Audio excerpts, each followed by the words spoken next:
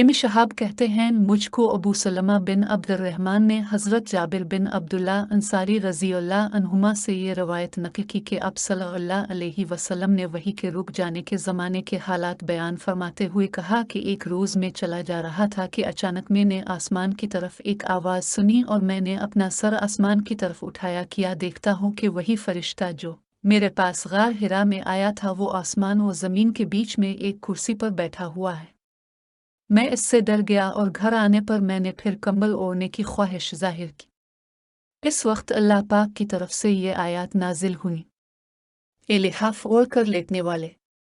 उठ खड़ा हो और लोगों को अजाब इलाही से डरा और अपने रब की बड़ाई बयान कर और अपने कपड़ों को पाक साफ रख और गंदगी से दूर रख। इसके बाद वही तेजी के साथ पे दर पे आने लगी। इस हदीस को बन बिकियर के अलावा लैस बिन साद से अब्दुल्ला बिन यूसुफ और अबू साले ने भी रवायत किया है, और अकील के अलावा ज़हरी से हिलाल बन रुअद ने भी रवायत किया है। यूनस और मोहम्मद ने अपनी रवायत में लफ्ज़ फ़वादे की जगह बोदरे नक़ल किया है।